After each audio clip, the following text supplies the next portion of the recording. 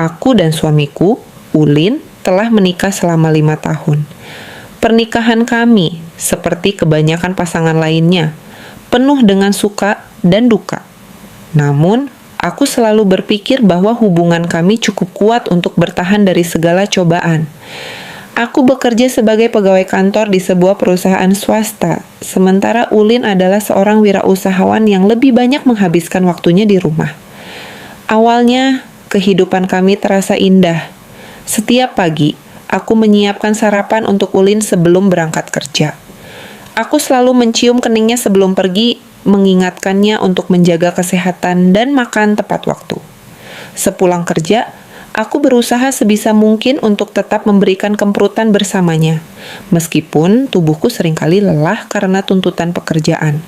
Sejak dulu, aku memang terbiasa bekerja keras.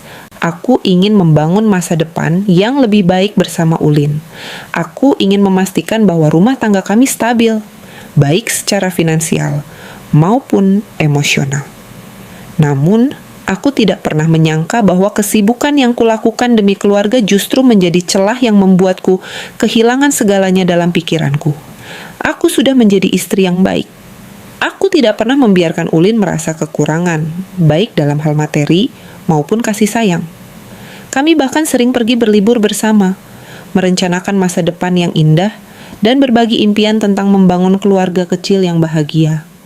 Aku tidak menyangka bahwa di balik semua itu, suamiku telah mengkhianatiku dengan cara yang paling menyakitkan. Adikku, Ratna, baru saja lulus kuliah saat ia memutuskan untuk tinggal bersamaku, dan Ulin untuk sementara waktu. Ia masih mencari pekerjaan, dan sebagai kakaknya, aku dengan senang hati menerimanya tinggal di rumah kami. Lagi pula, aku dan Ratna sangat dekat sejak kecil. Aku pikir, keberadaan Ratna di rumah akan menjadi hal yang baik. Selain bisa membantunya secara finansial, aku juga senang karena ada seseorang yang menemani Ulin saat aku bekerja. Aku merasa tenang meninggalkan rumah karena aku tahu ada orang yang aku percayai di sana. Hari-hari awal berjalan seperti biasa. Ratna sering membantuku mengurus pekerjaan rumah, memasak, dan merapikan rumah. Ia juga terlihat akrab dengan Ulin, yang awalnya aku anggap sebagai sesuatu yang wajar. Aku senang melihat mereka bisa berkomunikasi dengan baik karena itu berarti Ratna merasa nyaman tinggal di rumah kami. Aku bahkan pernah bercanda dengan Ratna bahwa dia beruntung bisa tinggal di rumah yang nyaman dengan kakak ipar yang baik hati seperti Ulin. Ratna hanya tersenyum dan aku tidak pernah menyadari bahwa ada sesuatu yang tersembunyi di balik senyumannya. Namun, seiring berjalannya waktu, aku mulai merasa ada sesuatu yang berbeda dalam rumah tangga kami. Aku tidak tahu kapan tepatnya perasaan itu muncul, tetapi aku mulai merasakan bahwa ada jarak antara aku dan Ulin. Dia tidak lagi menatapku dengan penuh cinta seperti dulu. Sentuhannya terasa lebih dingin, dan ia mulai lebih sering menghabiskan waktu dengan ponselnya. Aku mencoba mengabaikan perasaan itu, berpikir bahwa mungkin dia hanya sedang stres dengan pekerjaannya. Tapi semakin lama, perasaan itu semakin menggangguku. Ada sesuatu yang salah, tapi aku tidak bisa menunjuk dengan pasti apa itu. Sampai akhirnya malam itu tiba, malam yang menghancurkan segalanya. Hari itu, aku pulang lebih awal dari biasanya. Pekerjaan di kantorku selesai lebih cepat dan aku ingin memberikan kejutan untuk Ulin. Aku sudah membeli makanan kesukaannya di perjalanan pulang, membayangkan betapa senangnya dia saat melihatku datang lebih cepat dari biasanya. Aku bahkan merasa sedikit bersalah karena selama ini aku terlalu sibuk bekerja. Aku pikir mungkin ini saat yang tepat untuk menghabiskan waktu berkualitas dengannya, mengobrol, dan membangun kembali kedekatan kami. Saat aku sampai di rumah, suasana terasa sepi. Lampu di ruang tamu menyala, tetapi aku tidak melihat siapapun di sana. Aku berjalan pelan menuju kamar, berusaha tidak membuat suara agar kejutan ini tetap berjalan sesuai rencana. Namun, saat aku membuka pintu kamar, aku membeku. Nafasku tercekat, mataku membelalak, tak percaya dengan apa yang kulihat di depan mataku. Di atas ranjang yang selama ini menjadi saksi cinta kami, suamiku dan adikku sedang asyik ngemprut. Mereka tidak menyadari kehadiranku hingga aku menjatuhkan kantong belanjaan dari tanganku. Suara jatuhnya kantong plastik itu membuat mereka tersentak. Ratna menoleh dengan wajah pucat, sementara Ulin langsung bangun dengan ekspresi panik di wajahnya. Aku tidak bisa berkata-kata. Kakiku terasa lemas. Aku ingin berteriak, tetapi suaraku seolah hilang. Aku hanya bisa berdiri di sana, menatap mereka dengan mata penuh air mata yang siap jatuh kapan saja. Kak, aku bisa jelasin. Suara Ratna terdengar bergetar, air matanya sudah mengalir di pipinya. Namun, aku tidak peduli. Tidak ada penjelasan yang bisa membuat semua ini masuk akal. Tidak ada alasan yang cukup untuk membenarkan pengkhianatan ini. Aku menatap Ulin dengan mata penuh kemarahan dan luka. Aku ingin mendengar apa yang akan dia katakan. Tetapi di saat yang sama, aku tidak yakin ingin mendengar kebohongan lainnya. Ulin mendekat, mencoba meraih tanganku, tetapi aku segera menarik diri. Aku khilaf, katanya dengan suara lirih.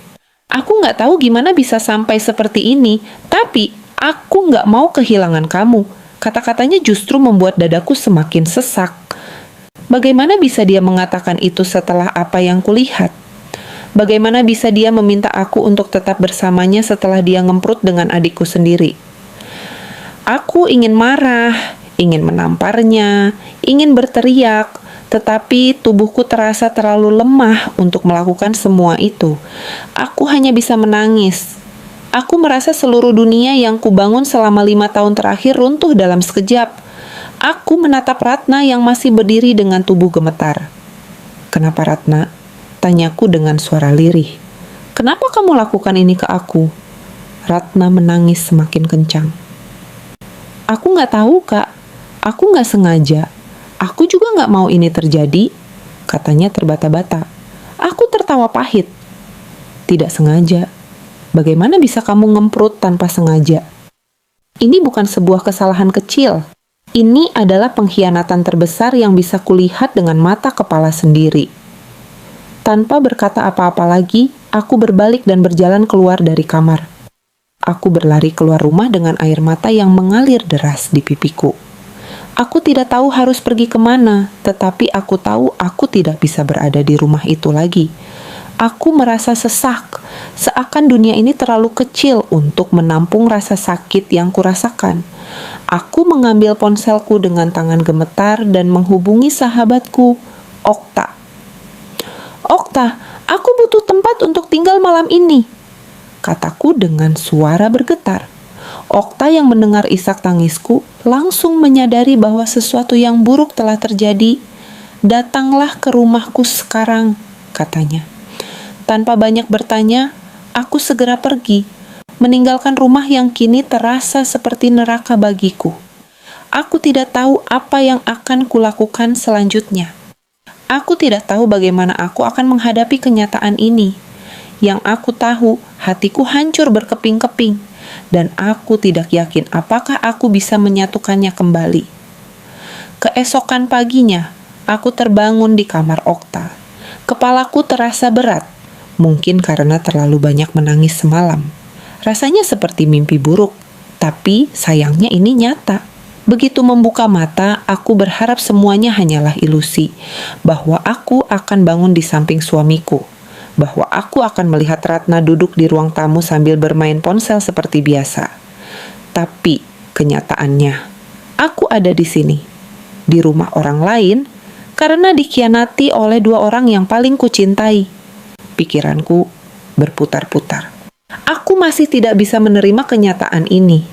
Aku ingin menganggap semua ini hanyalah kesalahpahaman, tapi bayangan Ulin dan Ratna saat ngemprut malah terus menghantui benakku. Aku mencoba berpikir jernih, mencoba mencari alasan yang bisa membuatku memaafkan mereka. Tapi apa? Ada alasan yang cukup kuat untuk sebuah pengkhianatan seperti ini? Tidak ada.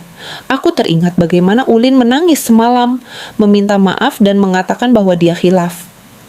Aku juga teringat wajah Ratna yang dipenuhi air mata. Bibirnya gemetar saat berusaha menjelaskan sesuatu yang tak bisa dijelaskan. Tapi aku tidak ingin mendengar penjelasan mereka. Aku sudah cukup melihat bukti dengan mata kepalaku sendiri. Aku sudah cukup terluka. Okta masuk ke kamar dengan secangkir teh hangat.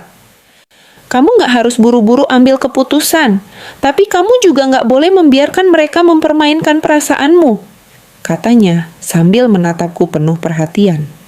Aku mengangguk pelan. Aku tahu aku harus mengambil keputusan. Aku tidak bisa terus berada dalam bayang-bayang pengkhianatan ini, tapi keputusan seperti apa yang harus kuambil? Haruskah aku memaafkan mereka dan mencoba memperbaiki semuanya? Atau haruskah aku pergi dan meninggalkan semua ini di belakang? Siang itu, akhirnya aku memberanikan diri untuk pulang ke rumah. Aku tidak ingin bertemu Ulin dan Ratna, tapi aku harus mengambil barang-barangku. Aku memutuskan untuk tinggal sementara di rumah Okta sampai aku bisa benar-benar berpikir jernih. Saat aku tiba, rumah itu terasa asing. Tempat yang dulu penuh dengan kenangan manis kini terasa dingin dan penuh luka. Ulin langsung berdiri begitu melihatku masuk. Sayang, tolong dengarkan aku, katanya memohon. Aku tidak menjawab. Aku berjalan melewatinya tanpa menoleh. Aku ingin segera membereskan barang-barangku dan pergi. Aku tak ingin mendengar kebohongan atau alasan-alasan kosong darinya. Tapi sebelum aku bisa sampai ke kamar, Ratna keluar dari dalam dengan wajah penuh air mata. Kak, aku mohon, jangan benci aku, katanya dengan suara bergetar. Aku berhenti sejenak. Jujur saja, aku ingin membencinya. Aku ingin membalas semua rasa sakit ini. Tapi yang aku rasakan saat menatap wajahnya justru kelelahan yang amat dalam. Aku sudah tidak punya energi untuk membenci atau marah. Aku hanya ingin pergi. Aku nggak membencimu, Ratna, kataku akhirnya. Suara lirih. Aku cuma kecewa.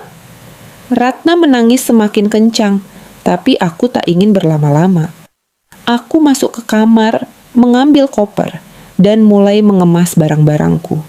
Aku bisa merasakan Ulin berdiri di pintu, memperhatikanku dengan tatapan sedih, tapi aku sudah tidak peduli. Saat koperku siap, aku berbalik menatapnya untuk terakhir kali. Kita selesai, kataku pelan, tapi tegas. Ulin menunduk, tidak berusaha menahan atau membujukku lagi. Dia tahu aku sudah mengambil keputusan. Hari-hari setelah perceraian itu adalah hari-hari terberat dalam hidupku. Aku harus bangkit dari kehancuran emosional, membangun kembali hidupku yang hancur berkeping-keping. Aku memutuskan untuk tidak menghubungi Ulin maupun Ratna. Aku juga memblokir nomor mereka. Aku tahu, aku butuh waktu untuk menyembuhkan diri. Aku berusaha menyibukkan diri dengan pekerjaan. Aku mengambil proyek-proyek tambahan di kantor agar pikiranku tetap teralihkan. Aku juga mulai mencoba melakukan hal-hal yang selama ini aku abaikan, seperti membaca buku, menonton film favorit, dan berolahraga. Tapi tetap saja, ada malam-malam di mana aku terbangun dengan mata basah oleh air mata. Ada saat-saat di mana aku merasa begitu kosong dan hampa.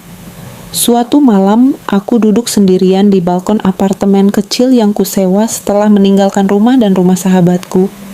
Aku menatap langit yang gelap, bertanya-tanya mengapa semua ini harus terjadi padaku. Apa aku kurang baik sebagai istri? Apa aku terlalu sibuk dengan pekerjaanku?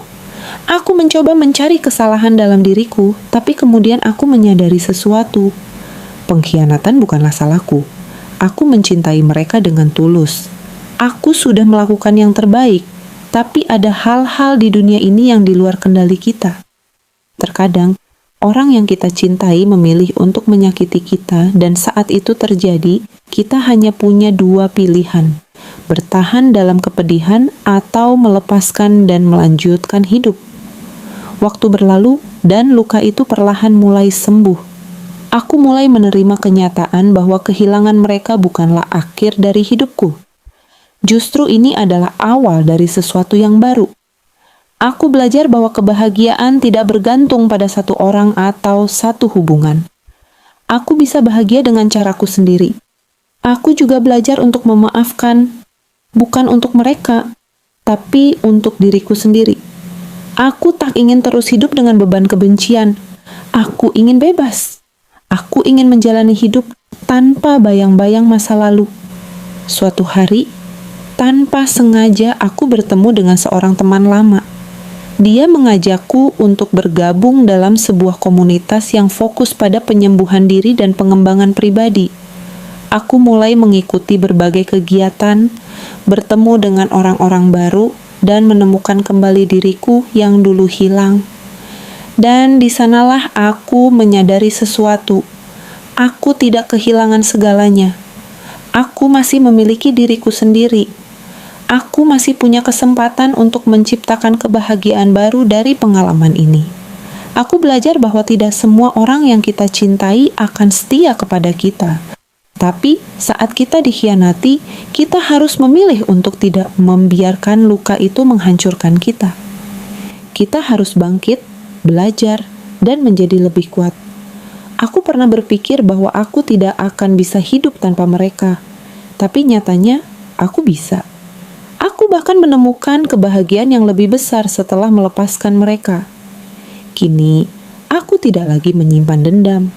Aku tidak lagi membiarkan masa lalu mengendalikan hidupku. Aku telah berdamai dengan diri sendiri, dan yang terpenting, aku telah belajar bahwa cinta sejati bukanlah tentang bertahan dalam hubungan yang menyakitkan, tapi tentang memiliki keberanian untuk melepaskan sesuatu yang tidak lagi membuat kita bahagia. Aku memilih diriku sendiri, dan itu adalah keputusan terbaik yang pernah aku buat. Terima kasih yang sudah menonton sampai akhir. Jangan lupa like dan subscribe ya, agar tidak tertinggal cerita yang lebih menarik lainnya. Dan satu lagi, bantu like video ini sampai 1000 like, agar admin semakin bersemangat menghibur teman-teman semua.